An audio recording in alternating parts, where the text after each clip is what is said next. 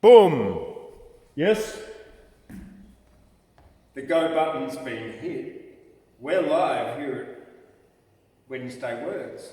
This 6th of February at the Australian Poetry Hall of Fame on Thundercloud, washing away the garbage, leaving rainbows after rains. Ooh, let's have some fun and linguistic games. Well, welcome tonight, everybody out there in YouTube, Skye and Poets. We've got a show for you tonight, and I'm going to be reading for you a few poems from the Penguin Book of Australian Ballads, and also from our country classic Australian poetry, and a focus on some of our colonial female poets tonight. And I'm going to start with one from my book, my last book, my latest book, Djanbung's Peaceful Protest in Nimbin. You can find that on Amazon. It's a book full of poems, 238 pages of poems. That's pretty good going. And one of my most notorious poems which I wrote, and is the Floogal of Bligalash. And I wrote this sitting in Nimbin. I don't really need to read it, but because I can remember it off by heart, but it's in front of me anyway. In fact, I'll just put a book on it and I won't even need it.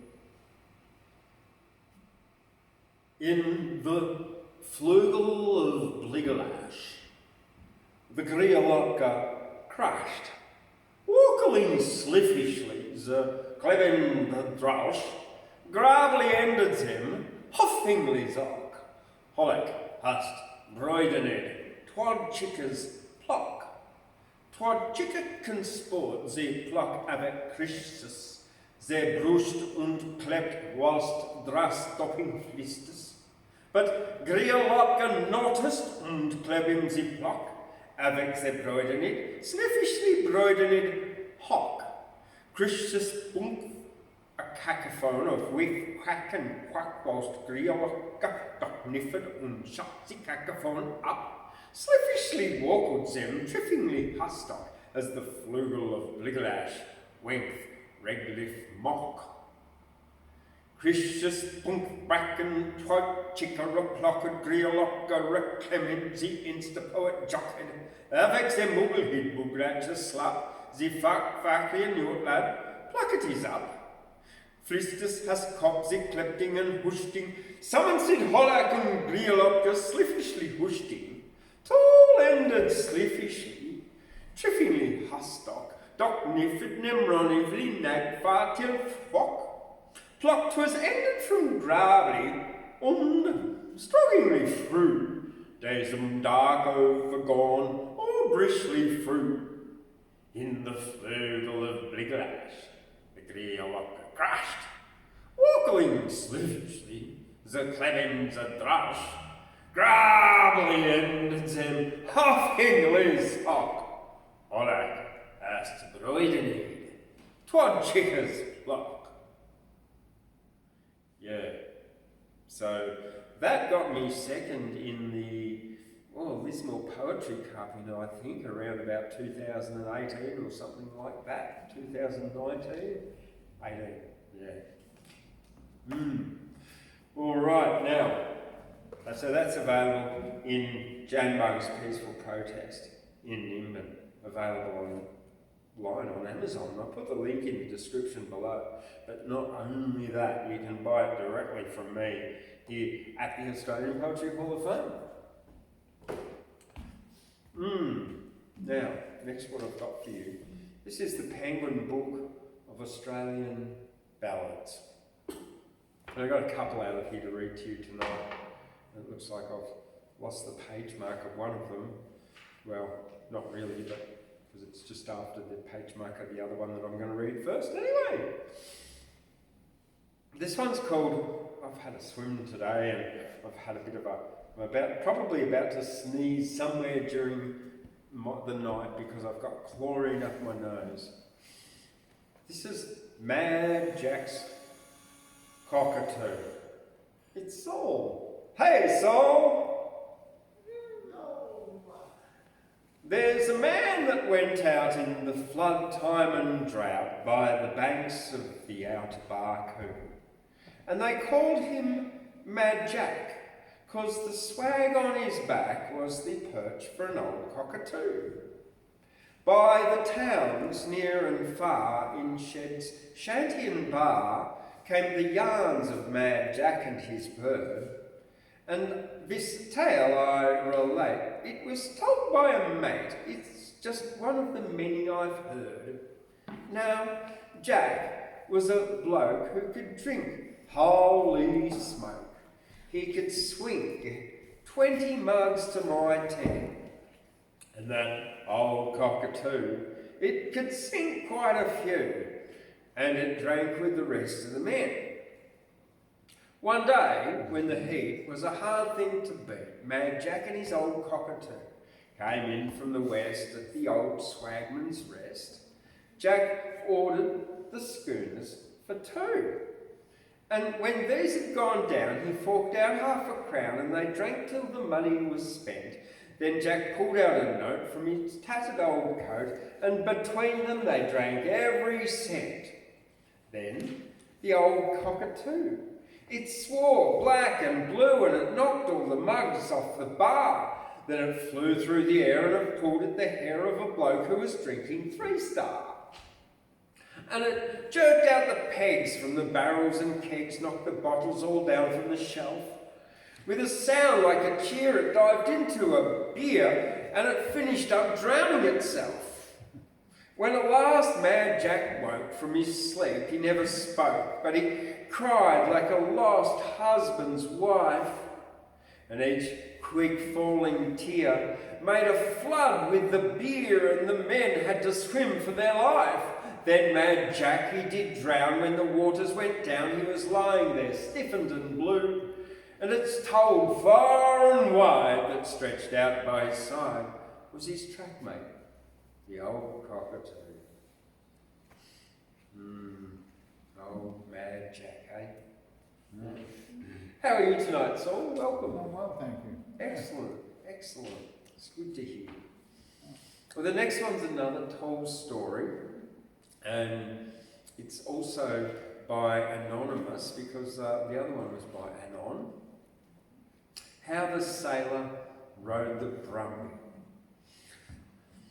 There was an agile sailor lad who longed to know the bush, so with his swag and billy can, he said he'd make a push. He left his ship in Moreton Bay and faced the western run, and asked his way 10 times a day, and steered for Bandy's Run. Said Bandy, "You can start, my son, if you can ride a horse. The stockman on the cattle run, you're wanted there, of course." Now, Jack had strode the crossbars oft on many a bounding sea, so reckoned he'd be safe enough on any moke you'd see. They caught him one and saddled it and led it from the yard, and champed and bit and sidled round, and at the sailor sparred. Jack towed her to him with a grin. He eyed her fore and aft, and thrust his foot the gangway in, and swung aboard the craft. The waters tumbled off the rail, the boss lay down and roared, while Jack held tight by mane and tail and rocked about on board. But still he clung as monkeys clung to rudder, line and flap, although at every bound and spring they thought his neck must snap. They started to see him stick aloft the brumbuck fierce and free, but he had strode the crossbars oft on many a rolling sea. The saddle from the rolling back went spinning in mid-air, whilst 2 big boots were flung off Jack and 4 shoes off the men. The bridle broken left her free. He grasped around the neck. "Where 'mong the breakers now," he cried, "there's bound to be a wreck." Brumby struck and snorted loud. She reared and pawed the air. It was the grandest sight the crowd had ever witnessed there. For Jack, with arms and legs held tight, the Brumby's neck hung round and yelled, "A pilot, quick as light, or strike me arm aground." The whites and blacks climbed on the rails, the boss stood smiling by, as Jack exclaimed, "Away she sails!" The Brum began to fly. She bounded first against the gate, and Jack cried out, "Astern!" Then struck a whirlpool, at any rate, that was the sailor's yarn. The Brumby spun round. Brumby spun him round and round. She reared and kicked and struck, and with alternate bump and bound in earnest began to buck. A tree loomed in the starboard bow, and "Port your helm," he cried. She fouled a bush and he roared, "You scow and keep on the open sea." From ears to tail he rode her hard, from tail to ears again, 1 mile beyond the cattle yard and back across the plain. Now high upon the pommel bunt, now clinging on the side, and on behind the saddle lumped with arms and legs flung wide. They only laughed the louder then when mare began to back, until she struck the fence at last and sat and looked at Jack. He gasped, "I'm safe in port at last. I'll quit your bounding mane." Dropped off and sang, "All dangers past," and Jack's come home again. Old Jack has been a stockman now, on Bandy's run for years. Yet memories of that morning's fun to many still bring tears. So yeah. What is it? How the Sailor Rode the Brumby. So they were from the Penguin Book of Australian Ballads, edited by Russell Ward, published in 1964. So a pretty old book. Now, I think I got one more here, and before I invite Skye up. And this is the first of my, what I call colonial poets, Mary Fullerton, and it's the female colonial poet special tonight. So Mary Fullerton, or she was published under the name E, just a capital letter E. A lot of women wrote under nom de plumes, pen names back then. But she was Mary Fullerton. She was born in 1868 and she died in 1946. The Return, it's called Return. The ruthless bush is grown along the track, the rude and ruthless bush, so that I come again at last, through winding weed and willow push. How busy has the pungent dogwood been, the purple peppermint, the upstart ferns on loamy floor, show many a spore and padded print. I stumble on a little burrowed home and chuckles overhead, and bring back my yesterdays until nothing of the past is dead. All here, the beast, the bird, the bush, expelled for many a year. If I return, then why not they? We are all native here. Interesting. All right, Skye. Skye's got some stuff for us tonight. What have you got? Welcome. Hello. I've just picked up this book.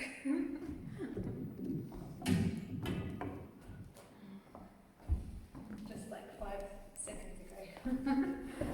Half an hour ago. Half an hour ago.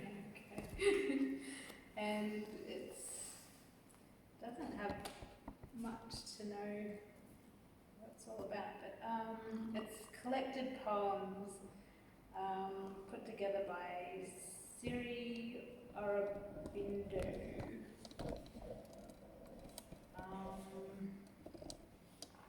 Looks like an ashram or something. Where was it? Sri Aurobindo Ashram Trust in 1972. Anyway.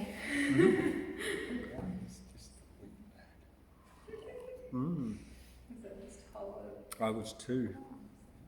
it doesn't really have anyone's names on the bottoms, but anyway, just a collection of poems from India, I think. Anyway.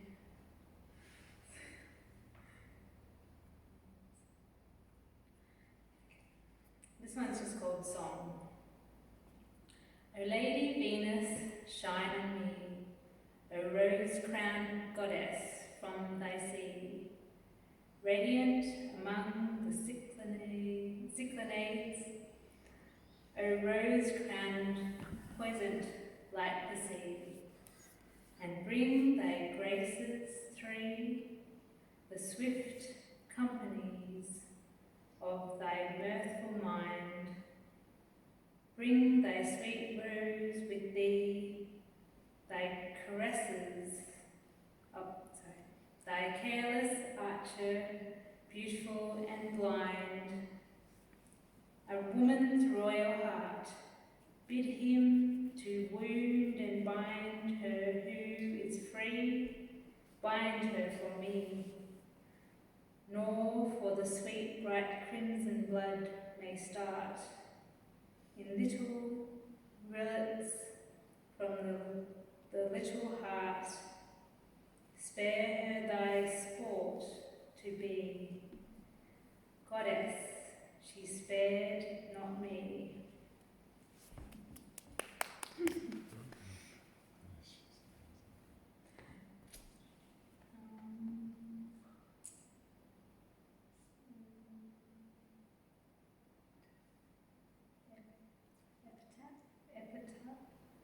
Epitaph? Epitaph? Yeah, epitaph, it's called. Moulded of twilight and the vesper star, midnight in her with noon made quiet war, moulded twixt life and death. Love came between, then the night fell. Twilight fade, the star had been. There's a couple of things. Yeah. Yeah.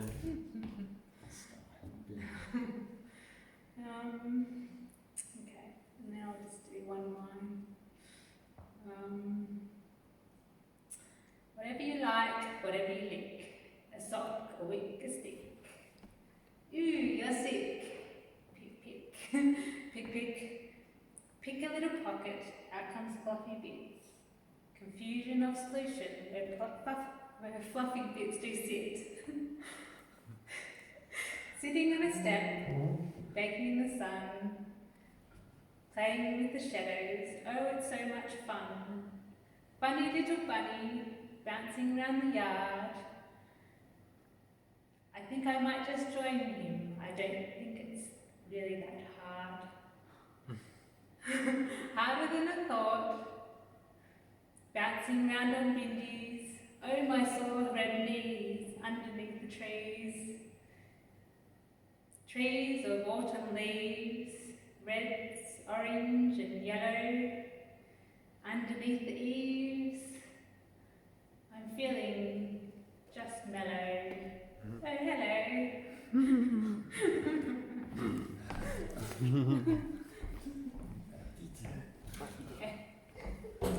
Thank you very much, Skye.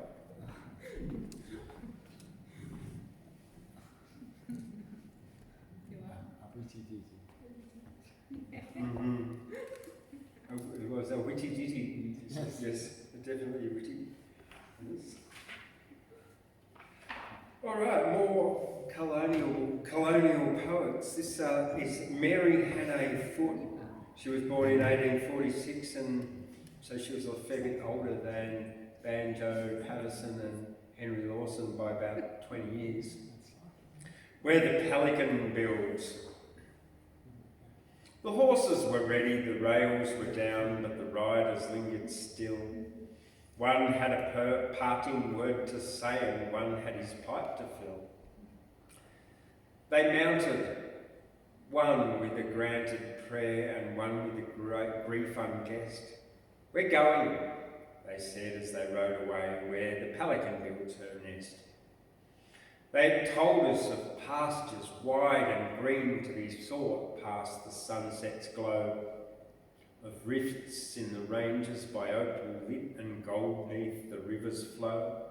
And thirst and hunger were banished words when they spoke of that unknown west. No drought they dreaded, no flood they feared, where the pelican built her nest. The creek at the ford was but fetlock deep when we watched them crossing there. The rains have replenished it thrice since then, and thrice has the rock laid bare. But the waters of hope have flowed and fled, and never from Blue Hill's breast come back by the sun and the sands devoured, where the pelican builds her nest. Nice. Yeah, a lovely little one by Mary Foote, Mary Hannah Foote. That's only one foot, F-O-O-T. Next one, Marie E.J. Pitt, Marie Pitt, The West Coasters. Marie Pitt was born in 1869, so she was, 6 years younger than Henry Lawson. She passed away in 1848. The West Coasters, and then in parenthesis brackets is Tasmania. Australia sings her overland from Murray back to Burke, her 3-mile tracks, her sun and sand, her men that do the work. But here's to them fill high the glass, who breasted drifting snow, tramping through the button grass 40 years ago. From Emu Bay to Williamsford, from Strawn to Dundas. Through horizontal scrubs they bored, and quaking black morass. Old Bischoff saw their campfires pass, Mount Lyell saw them grow, tramping through the button grass 40 years ago. The bleak winds flayed them as they strode, the black frost split them sore, but still the road, the open road, went singing on before. And with them went some lightsome lass, adventure face aglow, tramping through the button grass 40 years ago. When red their leaping campfires roared, to forest legions thinned, the axe flung like a levin sword, her challenge down the wind. They slew the pine and sassafras, the myrtle host laid low, tramping through the button grass 40 years ago. From out their dreams the cities rose, as yet from hill heads grey. The first red flush of morning grows into the Lord of day. So here's to them, fill high the glass, the West Coast Esquimau, tramping through the button grass 40 years ago. Yeah, that was Marie Pitt. And I've got another one from Marie Pitt here as well. A Gallop of Fire. When the north wind moans through the blind creek courses and revels with harsh, hot sand, I loose the horses, the wild red horses. I loose the horses, the mad red horses, and terror is on the land. With prophetic murmur the hills are humming, The forest kings bend and blow with hoofs of brass and on the baked earth drumming. Oh, brave red horses, they hear us coming, and the legions of death lean low. O'er the wooded height and the sandy hollow, where the bowls to the axe have run, though they fly the foeman as flies the swallow, the fierce red horses, my horses, follow, with ranks to the faint earth flung. Or with the night, with the frenzied hieroglyphs, fear embossing night sable horizon bars, through tangled mazes of death darts crossing, I swing my leaders to march them tossing their red manes against the stars. But when the south winds sob in the downed creek courses and whisper to hard wet sand, I hold the horses, the spent red horses, I hold the horses, the tired red horses, and silence is on the land. Yet the south wind sobs among the drowned creek courses, for sorrows no man shall bind. Ah, God, for the horses, the black-plumed horses, dear God, for the horses, death-sown pale horses that raced in the tracks behind.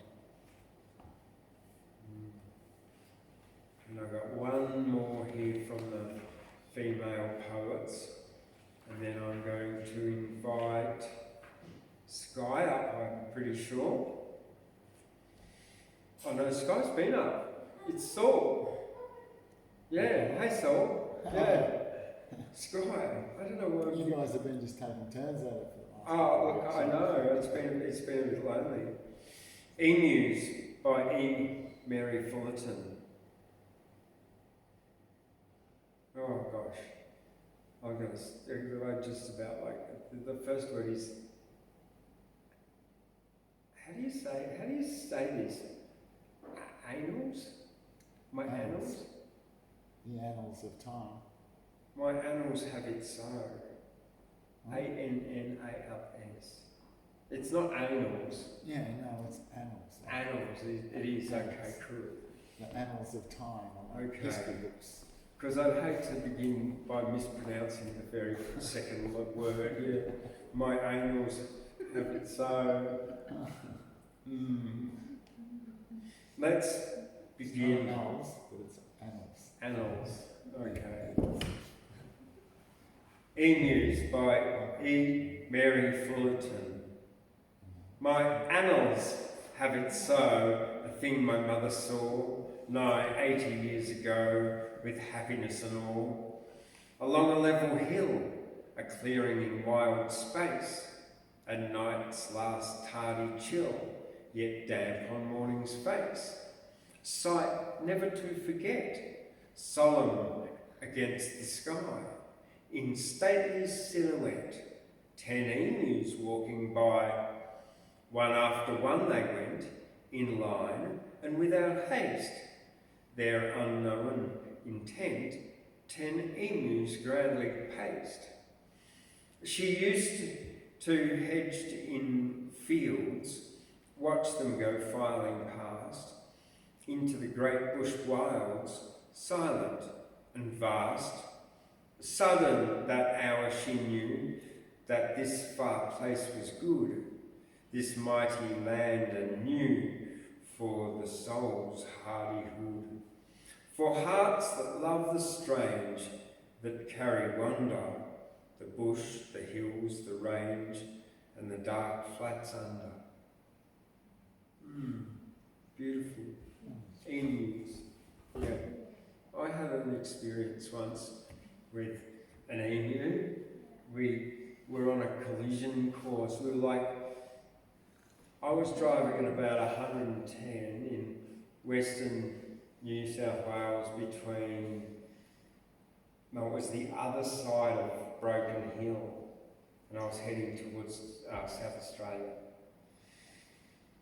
And there's this emu out this way, and it's running really fast,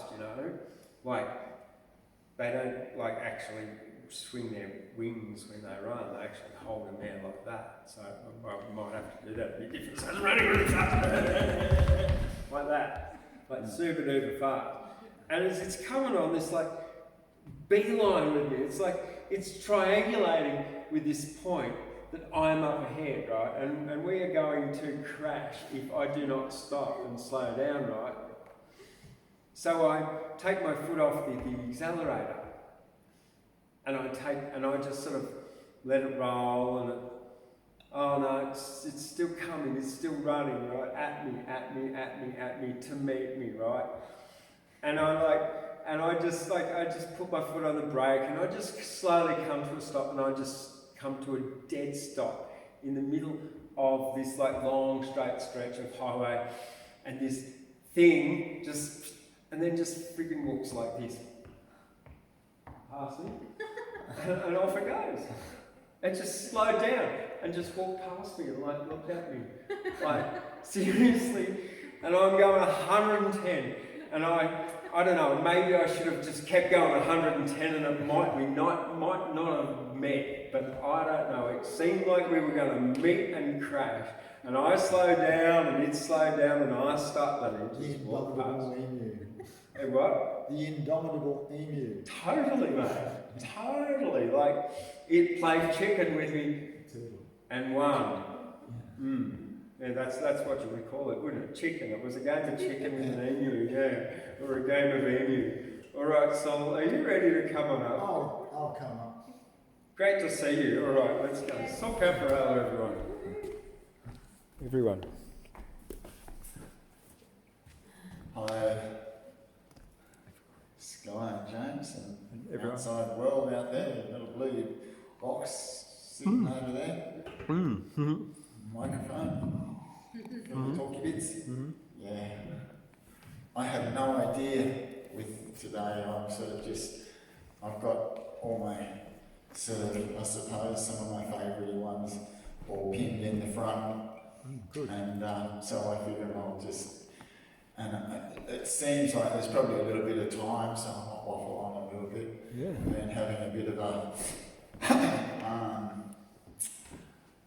philosophical time lately with people coming to my house with all sorts of dilemmas and the likes that have sort of been quite interesting. Yes, the mention of sort of universal powers has been bandied around quite a lot, which has been interesting. So I don't know, I sort of write a little bit from that side of things with lovey-dovey stuff and things. So here we go, and reflection. You know, this first one's just about reflection. So completely, yet so sparse. So hungry, yet so full. So meekly, yet so strong. So momentary, yet so long. How I howl, nobody hears me. How I wait, nobody nears me.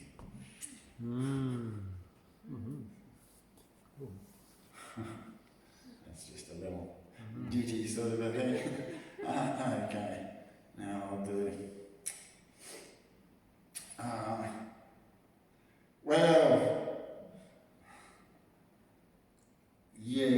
This one's pretty relevant. This is I missed the boat, you know, and it's is what it is. I missed the boat and told the captain and the crew, don't wait for me. So I set sail in a tin can and thought, I can take this ship out into the open sea.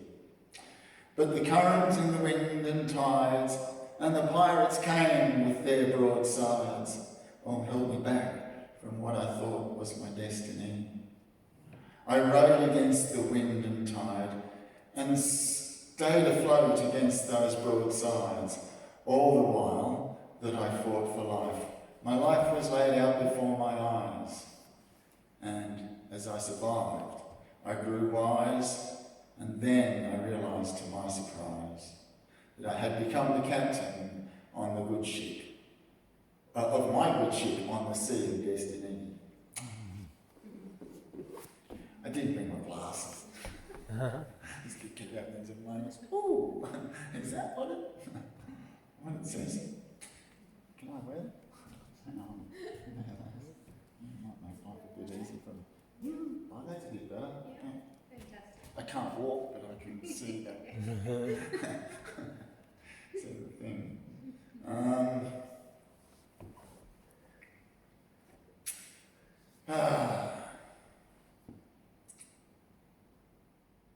This is a funny little one. This is like those moments when you sort of, anyway, when you realise that you've got to go or something sort of weird might happen. Goes, I'm sorry, but this was actually, I was out with a girl called Crystal, so you'll see it in the thing. I'm sorry, but I had to go. I was driven to distraction by the subtle interaction of the light upon your face and the shadows interlacing, tracing you upon my mind, sending sparkles racing down my spine to crystal eyes between my thighs. I'm sorry, but I had to go. I like it. I like the one before too, with the pirate destiny one. Yeah. Oh, and a little bit more philosophy on the human condition. It's been one of those weeks. All week, people talking about this sort of stuff. And it's been interesting to say the least. This is a bit something I wrote a few years ago now. This is an unedited version, so it's just like, whew, here we go. Have we forgotten what it is to be human? Have we forgotten how to break bread? Interesting thing. When you live next door to a Zedis, you get a lot of bread. Like culturally, they do the breaking of the bread thing, like always. Do anything for them and you get bread. That's beautiful. That's really an awesome thing, you know. But yes, so have we forgotten how to break bread?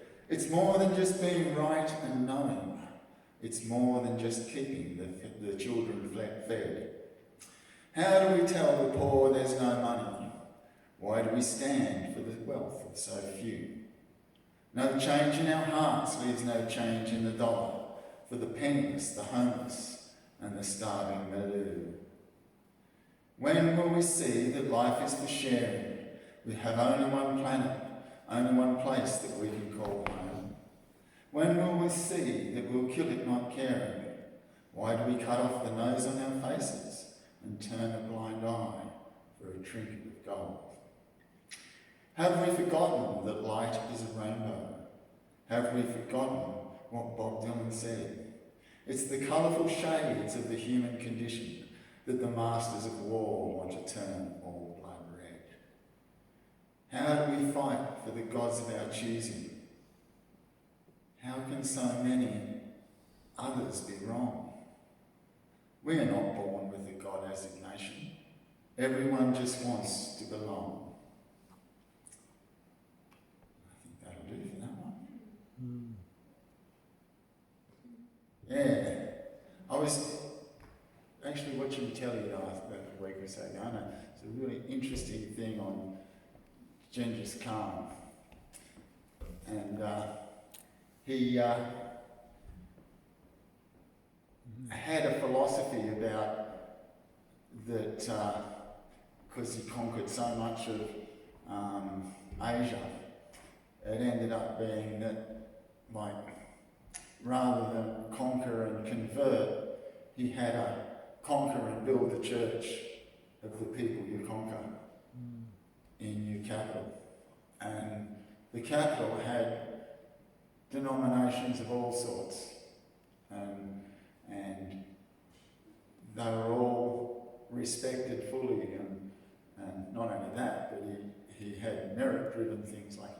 women warriors.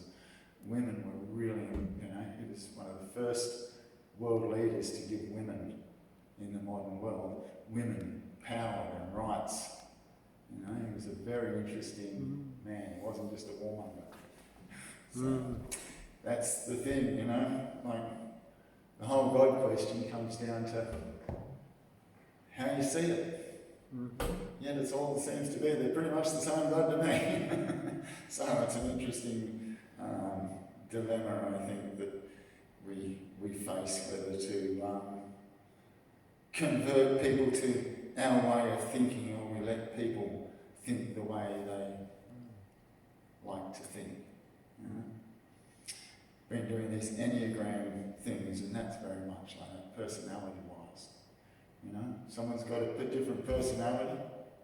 Do you change it? Or do you let it be and learn? My view is you let it be, encourage it, watch it, and go, wow, isn't that cool? Anyway. Oh well, what's this? Okay, this one's about our world as well. This is not a love poem. It's not about the springtime sunshine on my shoulders. This is not a love poem. It's not about that blue-eyed girl. This is not a love poem. It's not about swimming in the beach high summer. This is not a love song. It's not about that blue-eyed girl. I might as well just keep going as it is. This is not a love song. It's not about tumbling in those autumn leaves. This is not a love song. It's not about that blue-eyed girl. This is not a love song. It's not a winter kiss by an open fire. This is not a love song. It's not about that blue-eyed girl. This is not a love song as we know it. It's actually a call to arms. It seems like we choose to fuck it all up and create the evolution day by day. With our oily greed, destruction will proceed as we steal the future from our future seed. And that is why there is no place for a love song, I say. We've got to give all our love to our blue world, like I give my love to that blue-eyed girl.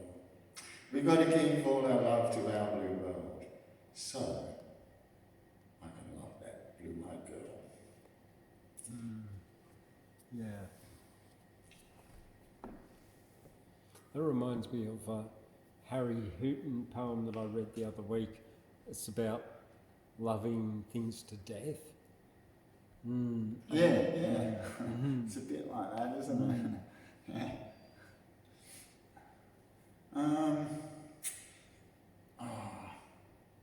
And I'll make a last one, which is, I read this a few weeks ago. It's called Those Moments When You Think You Should Have, But You Didn't. Those moments when you think you should have, but you didn't. All those times that you were almost lucky.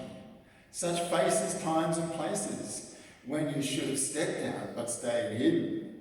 Next time you tell yourself, I'll be sure to be more plucky.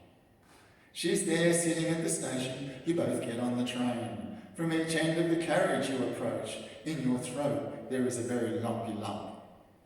She sits with space beside her, the blood drains from your brain. Go on, sit beside that lady who on impulse makes your heart go jumpy jump. Go on, you fool, you tell yourself, what's the worst thing that can happen? It's been too long. What will she think? You shrink and sink. Despair elsewhere is the seat you've sat on. You sigh and think again. Why, or if your brain is on the blink? You mind you miss and you regather your composure and tell yourself, next time you'll be sure to be more plucky. And in your mind, as you ride the line, you create a great adventure. And in the end, you tell your friends how you were almost lucky.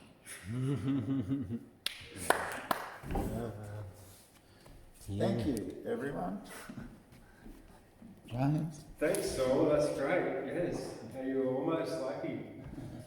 I went gambling the other day. I was almost lucky. You're almost lucky, yeah. But people who gamble are always almost lucky, aren't they? Yeah, that's it. Sometimes they are lucky and unlucky too. Now I'm going to read a random one out of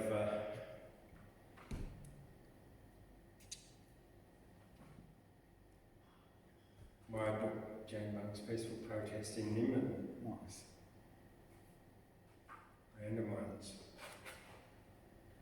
Oh, this is another kind of made up word poem. Perfagical is a word that came into my head. It's perfectly magical, my brain said.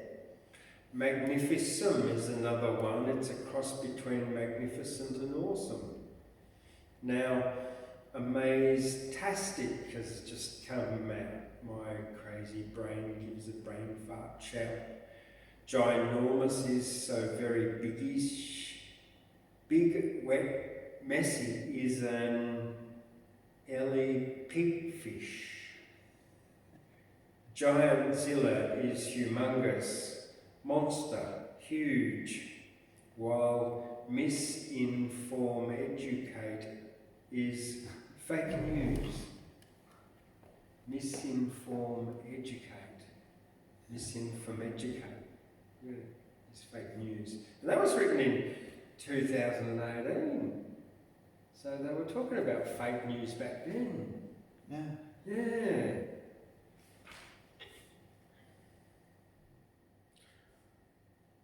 Oh. There once was an artist named Fred who painted the end of his head. The colour was fine, it looked quite divine, but Fred's head was now bright red.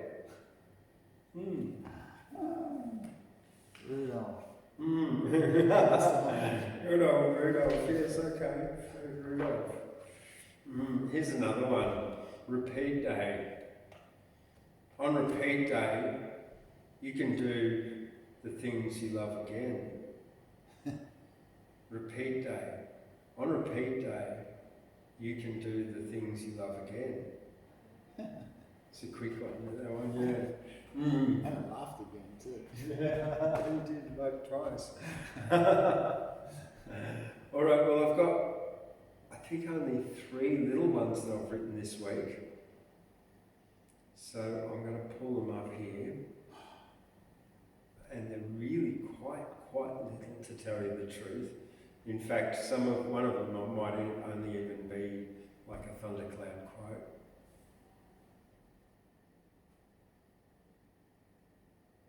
So, well, we'll start at the oldest one. This is well, you know you've got those commands on your computer when you're cutting, copying, pasting, etc. Yeah. Paste has no glue. Scissors, a cut has no actual scissors. Paste has no adhesive qualities. Cut has no blade. Cut and paste are commands. Imagine the mess if there were both stickiness and slicing. Yeah. Cut and paste, yeah. And then, this was one very, because I get up every day and I do my yoga, and this one's called twist.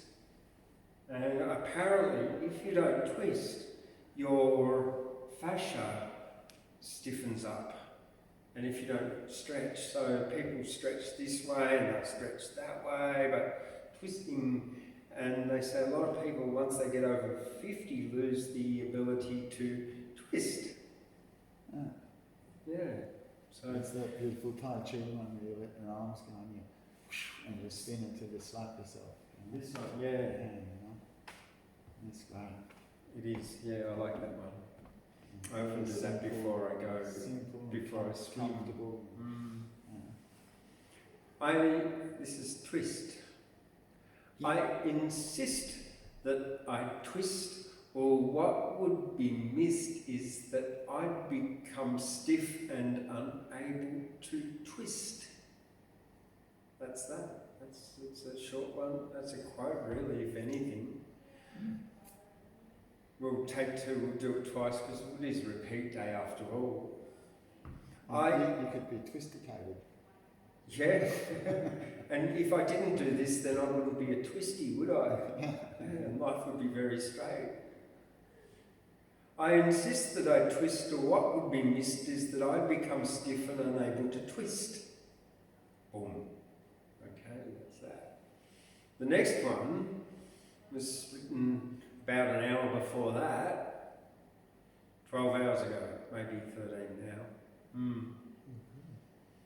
Every day is a new adventure, an opportunity for growth, to reinventure, to charter your own course in life, steer towards success away from strife. So climb a mountain, aim for the peak with persistence, goals you'll seek, never stop and you will find your old ways are far, far behind. I think that was, so because I was written very, very first thing when I woke up, I really do think that was a sort of a very much a self-motivational one, written for myself, although it works for anyone really. But yeah, as I'm writing it, I'm like, okay, I need to keep on keeping on and don't give up. Because life's not always easy. But anything, what else is happening? We've got Gwyn Ashton coming here on the 27th of March, here to the Australian Poetry Hall of Fame. He's one of the world's best blues players, and he's on his mojosoul album release tour. Tickets are available on trybooking.com, and I'll put the link in the description below, so check that out so you can get your tickets online. They're only $20. Also on the 6th of April, we've got Fiore Musicali coming with Treasures of the Baroque. They're doing a chorale music set, so they'll stand here and fill this place full of people, and it will be beautiful music. On the 12th of April, we've got Songs from the Porch with Jeff Paul and Pam Hatter coming down from Cuyahoga Way, and so that's that's the 12th of April. So we've got a few things coming up here at the Australian Poetry Hall of Fame in Guyra. Also on every Saturday, we've got the Saturday morning market here, and Wednesday open mic night, which I have expanded, as you can tell. If anyone wants to come and do music or comedy or stand-up or anything, they're very, very welcome to make it more interesting and get more people in. And if you would like to make a donation to the Australian Poetry Hall of Fame to make sure that we can continue to bring you Australian poetry and celebrate and nurture poets, you'll find in the description below links to PayPal, the donation site, and also the address where you can send Bitcoin or XRP or any other cryptocurrencies to a BNB or Ethereum address there. So check that out if you would like to support the Australian Poetry Hall of Fame. Yeah, the PayPal link is below there. All right. Yeah, another exciting thing happening at the Australian Poetry Hall of Fame, and I'll bleat on about this because it's really exciting. It's the second annual Australian Poetry Film Contest, and that's open until the end of September and the end of October for late entries. And we've got 3 categories this year: Best Australian Poetry Film, Best Australian Bush Poetry Film, and also Best Student Poetry Film. So check that out, and you can just make it with your phone if you want, or you can go the whole hog and make a really great production as well, using directors and actors, etc., etc. but there are prizes, and we are also running a GoFundMe to fund the prizes for the Australian Poetry Film Contest, and the link is in the description below. So if you could donate to that, that would be fantastic. All right, well, I've got some more. I've got a few more poems for you here, just random ones I'm just going to pull out of a hat. This is A Bush Christmas by C.J. Dennis. Sun burns hotly through the gums as down the road old Rogan comes, the hatter from the lonely hut.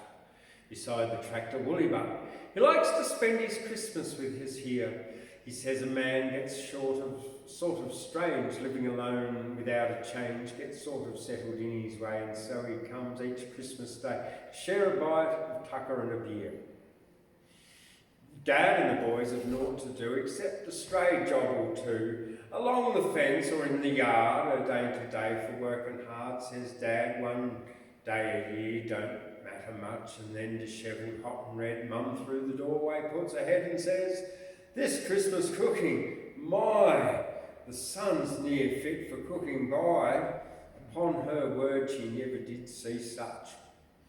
"Your fault," says Dad, "you know it is. Plum pudding on days like this and roasted turkey spare me days. I can't get over women's ways in climate such as this. The thing's all wrong, a bit of cold corned beef and bread would do us very well instead." Then Rogan said, "You're right, it's hot, makes a fella drink a lot." And Dad gets up and says, "Well, come along. The dinner's served, full bite and sup, come on," says Mum. "Now all sit up, the meal takes on a festive air, and even Father eats his share and passes up his plate to have some more.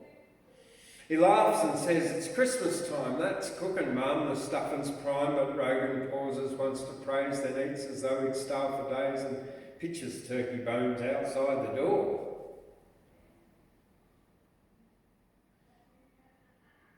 The sun burns hotly through the gums, the chirping of the locust comes, across the paddocks parched and grey.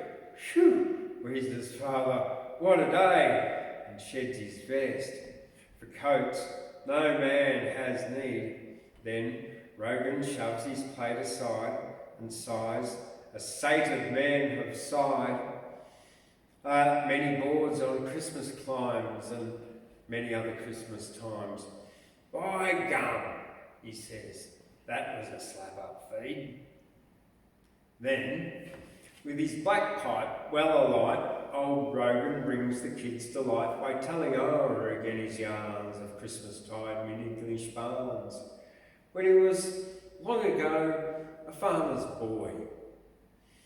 His old eyes glistened as he sees half glimpses of old memories of whitened fields and winter snows and Yuletide logs and mistletoes and all that half-forgotten hallowed joy.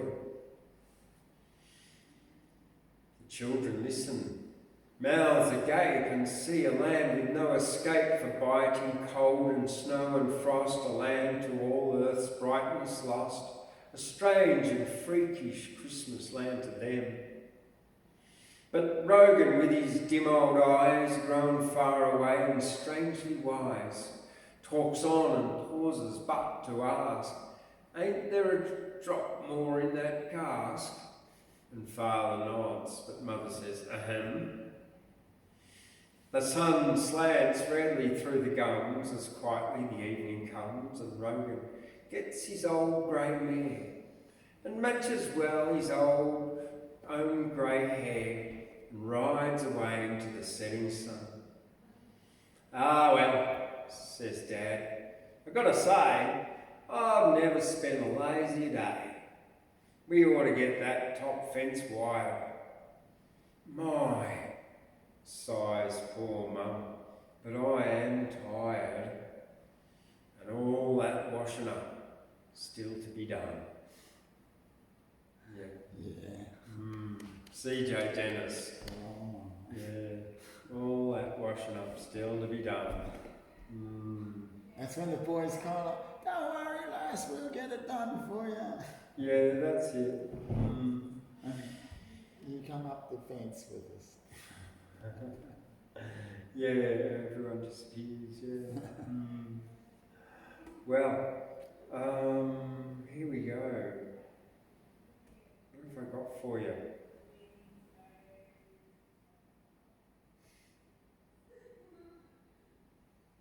Well, epitaphs. Skye did an epitaph earlier.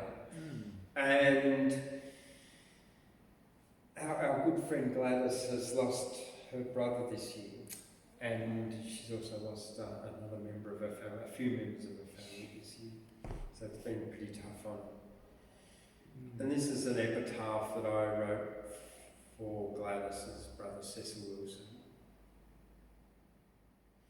He's left the tablelands, which has always been his home. His life has been grand, no longer will he roam. No more walking in the mountains, magpies waking him at dawn, fresh air and the sunshine on a cold and frosty morn. He walked by creeks and gullies, sat beneath tall trees. Freedom all around him, cares blew away in breeze. The smell of flowers in the spring, kookaburras laugh with glee. Of your life we praise and sing, now your soul flies free. The noise of life lies far behind as the smell of fresh shorn fleece. Dark clouds clear and the sun shines. Your life grand, Cecil, rest in peace. Nice. Very nice. Yeah. All right, well, I'm going to call it an evening there. Thank you for joining us in YouTube world. Thank you for joining us tonight, Saul, Skye and her poetry. And don't forget to check out all the events and what's going on here at the Australian Poetry Hall of Fame in the links below. All right, and don't forget to give it a thumbs up and subscribe if you're not a subscriber too. All right, I'm Thundercloud, washing away the garbage, leaving rainbows after rain. See you later. Boom.